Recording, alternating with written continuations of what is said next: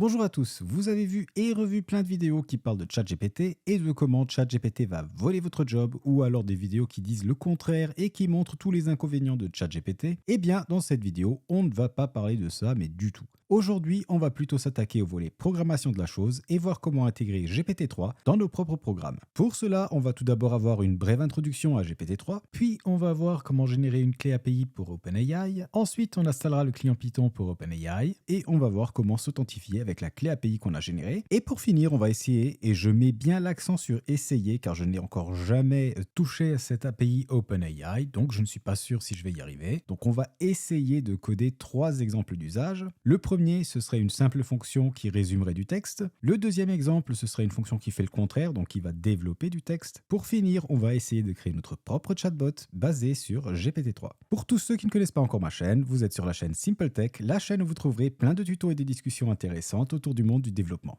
Et maintenant, place au code.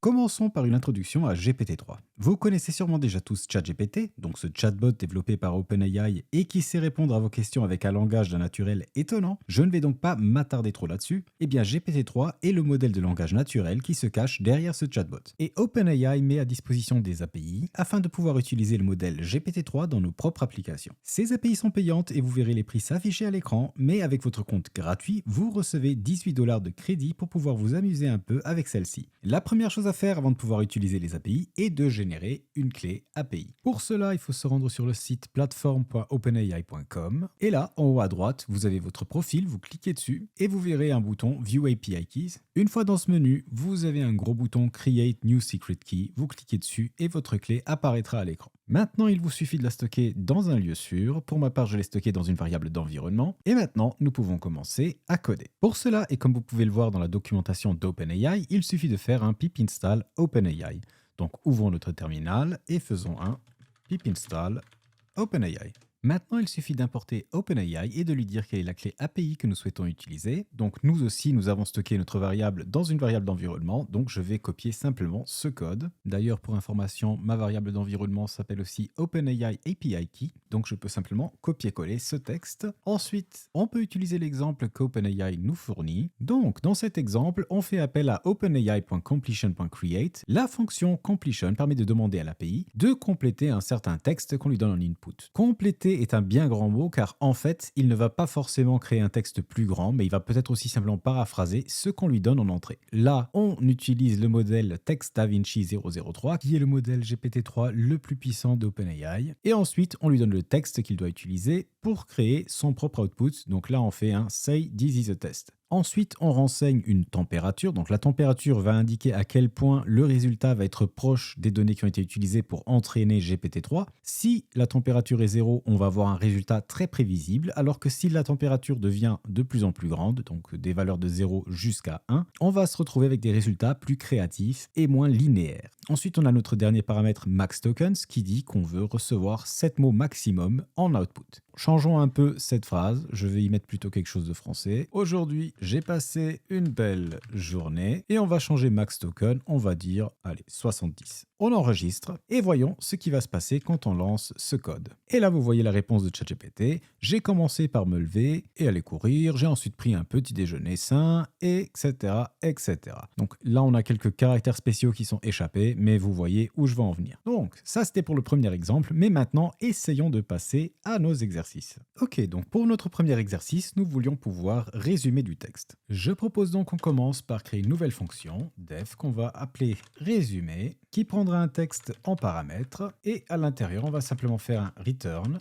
Et là, je vais copier le code qu'on avait écrit précédemment, car on va juste modifier certaines parties. Je change un peu la mise en forme pour qu'on puisse s'y retrouver plus facilement. Et ici, notre prompt ne sera plus «Aujourd'hui, j'ai passé une belle journée», mais ce sera notre texte, précédé de «Résume le texte, double point». Ensuite, pour la température, comme je vous le disais, 0 veut dire qu'on n'a aucune variabilité et que l'output sera toujours assez prévisible. Moi, j'aimerais essayer des valeurs un peu plus grandes que 0. Donc, on va tester avec 0,5 et on verra le résultat. En plus de cela, les max tokens, on va les mettre à 2000. Et dans quelques instants, je vous expliquerai pourquoi je l'ai mis aussi élevé et pas à 50 ou 60 ou 70. Ensuite, on va encore faire un point choices, car comme vous l'avez vu juste avant, OpenAI nous retourne un tableau avec des choices et nous on va prendre le premier choix, donc entre crochets 0, point texte, donc on va juste s'intéresser au texte du premier choix qu'il nous renvoie. En plus de cela, OpenAI a des fois tendance à retourner des espaces ou des sauts à la ligne qu'on n'a pas besoin en début et en fin de chaîne, donc je vais simplement faire un strip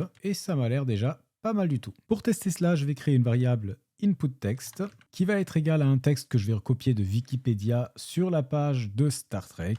Voilà, donc ce texte fait à peu près 2000 lettres. Et là, on va faire appel à la fonction résumé. Donc résumé, input text, et on va stocker tout ça dans la variable response. On sauvegarde et essayons tout de suite de créer un résumé de ce texte. Voilà l'output. Star Trek est une franchise de science-fiction créée en 1966 par Gene Roddenberry et ainsi de suite. Et on finit les conflits et dimensions politiques de Star Trek sont des allégories de réalité culturelle contemporaine. On sait très bien, mais regardons maintenant s'il a bien résumé le tout. Donc on était à peu près à 2000 lettres. Et là, on est à 821 lettres avec les caractères et les espaces compris. Donc, OpenAI a réussi à nous pondre un résumé d'à peu près la moitié de la longueur du texte original, ce qui est vraiment déjà pas mal. Et le tout en français, ne l'oublions pas. Maintenant, la deuxième fonction qu'on voulait implémenter aujourd'hui, c'était le contraire. Donc, on voulait pouvoir donner un petit texte à OpenAI et faire en sorte qu'OpenAI nous développe un peu le texte et nous donne quelque chose d'un peu plus consistant. Créons donc une deuxième fonction qui va être un copy-paste de la fonction résumé. Et cette fois-ci, je vais l'appeler développer. Et on va lui dire développe le texte suivi du texte et on garde le reste tel quel comme on l'avait pour la fonction résumé. Maintenant, prenons un autre input. Donc,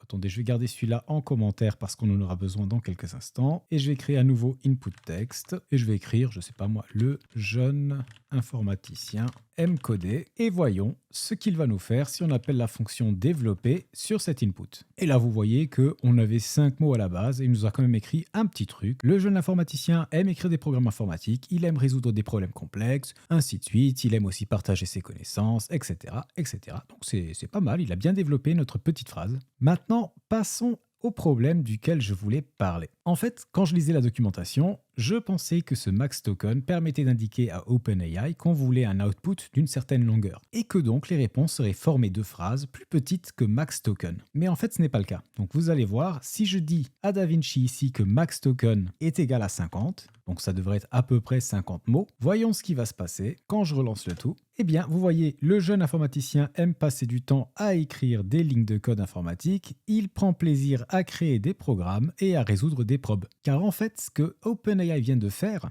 ce n'est pas de créer une phrase qui est plus petite que 50 tokens. En fait, ce qu'il fait, c'est qu'il crée sa phrase tout à fait normalement, et ensuite, quand il la renvoie, il la coupe à 50 tokens. Donc ce n'est pas tout à fait ce que j'avais imaginé. Et c'est pour ça que je dis qu'on va mettre cette valeur à 2000, car comme ça nous laisse une certaine marge. Après, ce qui est dommage, c'est que du coup, on n'a aucun moyen de lui dire « fais-moi une phrase de 30 mots, 40 mots, 50 mots. Et croyez-moi, j'ai même essayé de lui dire dans le texte, donc par exemple, développe le texte en utilisant 20 mots. Il ne prend pas ça en considération. Mais bon, honnêtement, c'est un détail par rapport à ce qu'on arrive déjà à faire avec tout ça. Mais un détail qu'il faut tout de même souligner. Avant de passer au prochain exercice qui va consister à créer donc un chat avec les API d'OpenAI, si jamais ce genre de contenu un peu plus hands-on vous plaît et que vous ne voulez pas rater les prochaines vidéos de programmation, je vous conseille de vous abonner à la chaîne, ça me soutient énormément et ça me fait très plaisir de voir que de plus en plus de personnes me suivent. D'ailleurs, on a atteint les 2500 abonnés aujourd'hui, donc merci beaucoup à vous tous, car c'est une énorme motivation de voir que ce que je crée plaît et du coup,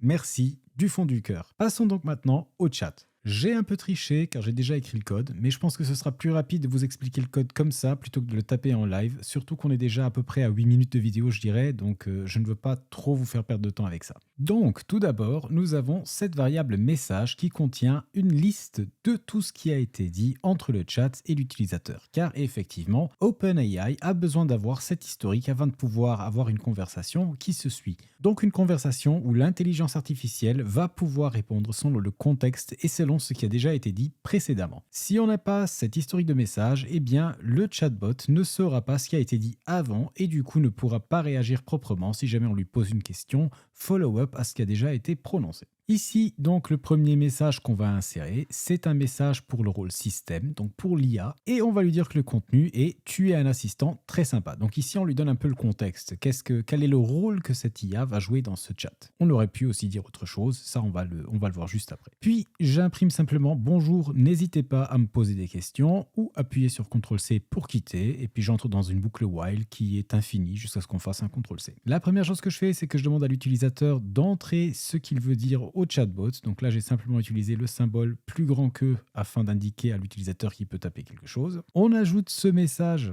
à notre historique des messages avec le rôle user, donc c'est l'utilisateur cette fois-ci, et on dit que le contenu est ce que l'utilisateur a tapé. Ensuite, c'est très simple, on va utiliser la fonction chat completion d'OpenAI. On fait un point create, on donne le modèle qu'on veut utiliser. Donc ici, comme c'est un chat, on doit utiliser le modèle GPT-3.5-turbo. Et pour le paramètre message, on va lui donner l'historique des messages qu'on a créé juste avant. Dans la réponse, on ne va pas stocker toute la réponse, on va simplement stocker à nouveau dans le choices la première réponse et on va faire un .message car ici l'API nous retourne un message. On va ajouter ce message à l'historique de nos messages et pour finir, on va imprimer response.content, donc qui est le contenu du message sans le rôle associé. On sauvegarde et allons voir ce que ça donne si on lance ce code. Je vais lui demander de me décrire un peu le soleil. Décris-moi le soleil. Le soleil est une étoile qui est située au centre de notre système solaire, il est très grand et chaud, et ainsi de suite. Maintenant, pour voir si l'IA se rappelle effectivement de notre historique, je vais lui demander de quoi on parle. Tu peux me rappeler de quoi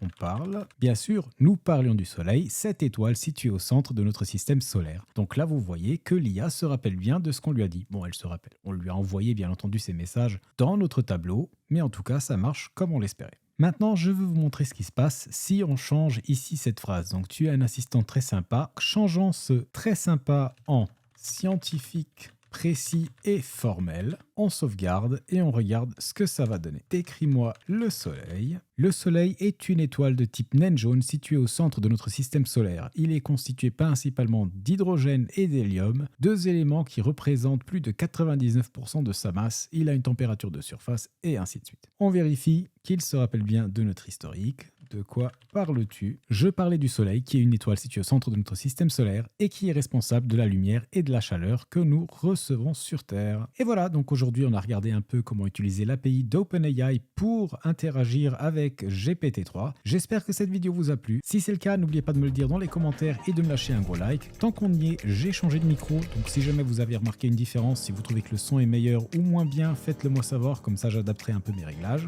Et moi je vous souhaite un excellent week-end, à très bientôt. Ciao!